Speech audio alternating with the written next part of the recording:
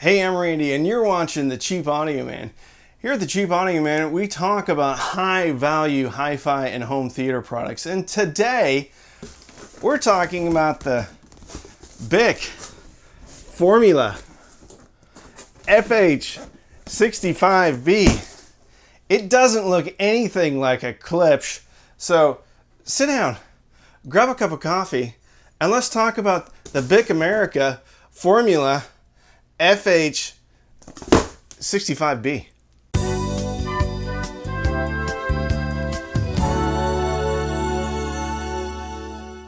All right, no sponsor today. Nobody wanted to sponsor the poor BICs, okay?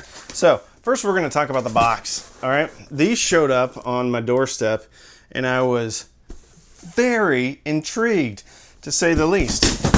Hold on, it's all right. All right, on the back it says the reviews say everything. And stereo review says spacious sound quality, as well as clean, deep bass. Stereophile says, I was amazed, okay?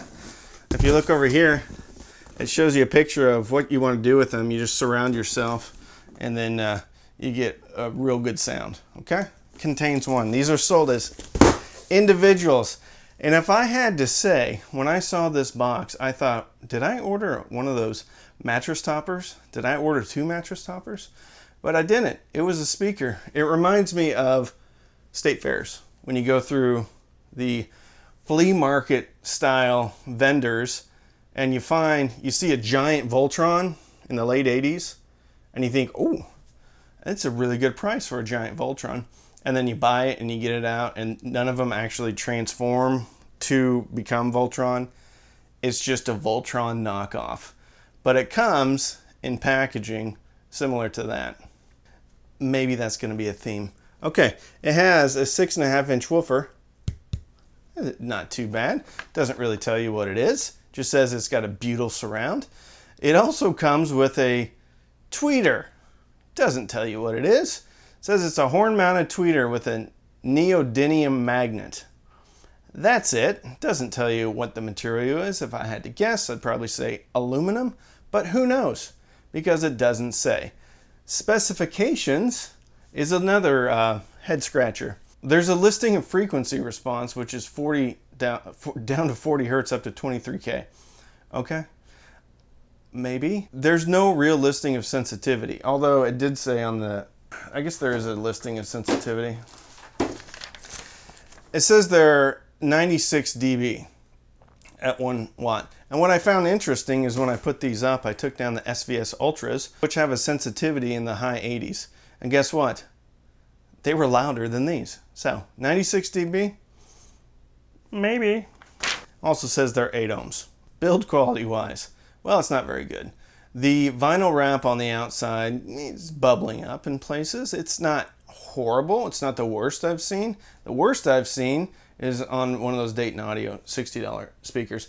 But ironically, these are distributed by Parts Express, which also distributes Dayton Audio. I bought these on Amazon. They were $120.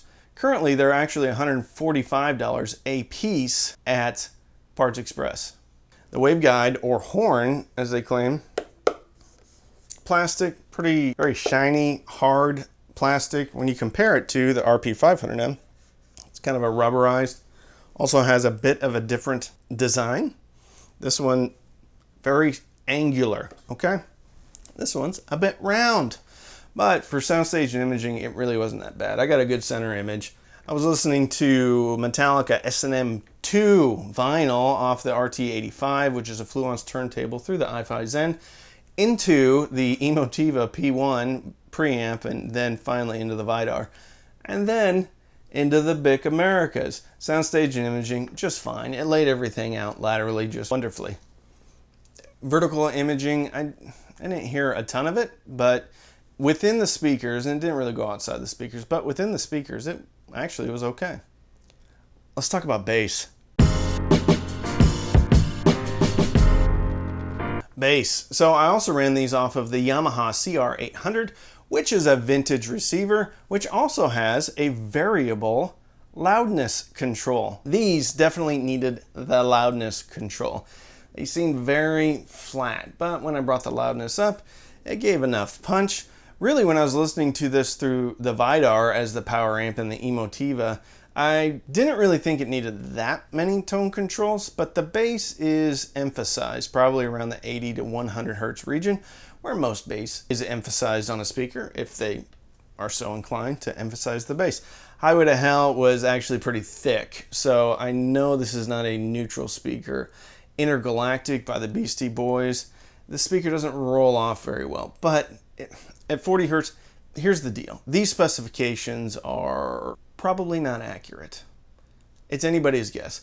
Intergalactic, though, I didn't feel like it rolled off very well, and if they are a true 40 hertz rated at -3 dB or even -6 dB, I should have heard more from that song, and I didn't. The bass on Rooster by Alice in Chains off the MTV Unplugged, there was some detail in there, so it wasn't horrible.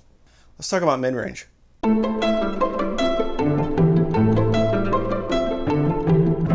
Midrange, again, not horrible. That's going to be the theme for this review.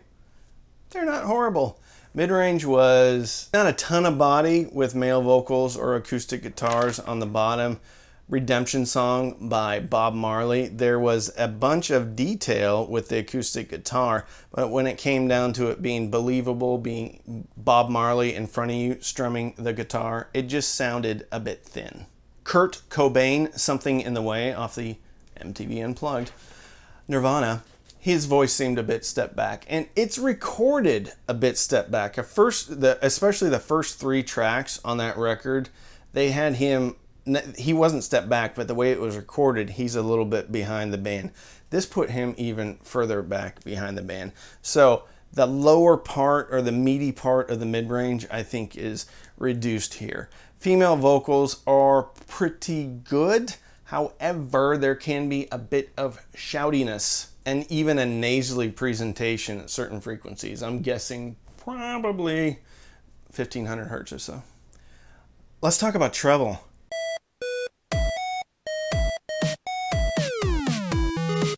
Upon initial listen, treble sounds pretty good, kind of. It sounded good, but then I started listening to Harvester of Sorrow. Harvester of Sorrow by Metallica off the And Justice for All record. Ton of cymbal crashes at the beginning, a lot of percussion. You can hear a lot of stuff going on in the treble region. And I will say the cymbals sounded okay, but when I really started leaning into this and critically listening, the cymbals sounded like white noise at the right frequency, piped in at the right time, and it was very brief.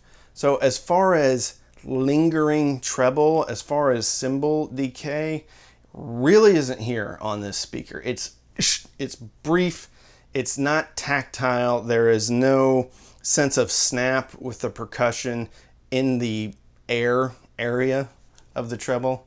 It sounds okay, it sounds detailed, but it's not detailed. What are my final thoughts? Final thoughts on the BIC America Formula FH65B is big hat, no cattle.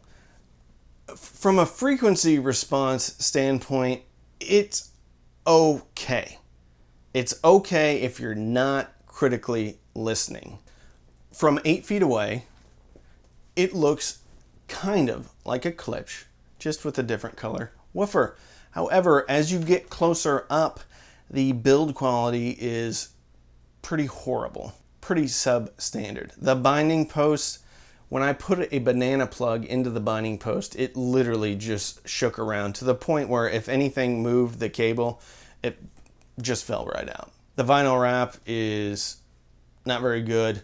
The speaker itself is fairly light at 12 pounds a piece. The RP500Ms are significantly heavier than the BIC America. You get mystery drivers, you get mystery specs. It's a conundrum. It's an enigma. The BIC America FH65B is an enigma. Is it fine? Kind of. Is it overpriced? It's overpriced. It's $145 a piece right now. So $290 for these. The RP600M right now, which is better in every way, goes down to $377. Actually, right now it's $399, and that is not a bad price for those speakers because retail is $630. Now, with that said, Klipsch has a tendency to move their pricing around a little bit. Point being that at $290, you can get the actual real thing that this is trying to rip off at $399. At $250 right now, you can get the ELAC Debut B 6.2. While it doesn't have that sound, that Ford live presentation sound, it is a significantly better speaker at $250. You can get Yamo S803. While that's a 5 1/4 inch speaker driver, it's $160, and it does, the frequency response is better. The cymbal decay is better. The bass response, while boosted, is better. The mid-range, while scooped out, is better. Even the Sony SSCS5s at $150 a pair, and that's their top price, it goes down to $118 and then $75, are better than this. With the exception, you're going to get more bass out of this. It's going to feel like it's a more powerful speaker. But as far as refinement, the $118 or $150 a pair Sony SSCS5s walk all over it. Yamo S803 walk all over it. The Klipsch RP600M destroy this thing. And the ELAC Debut B 6.2 at a lower price absolutely eviscerates the BIC America. This speaker is an overpriced garage speaker that you would listen to while you're changing the oil or ripping up some plywood on the table saw. It's overpriced. It's overpriced. Go get, if you're going to put something in the garage, go get a couple pair of the Sony SSCS5s and a subwoofer or anything, because these need a subwoofer as well. Not recommended at all. Overpriced, no.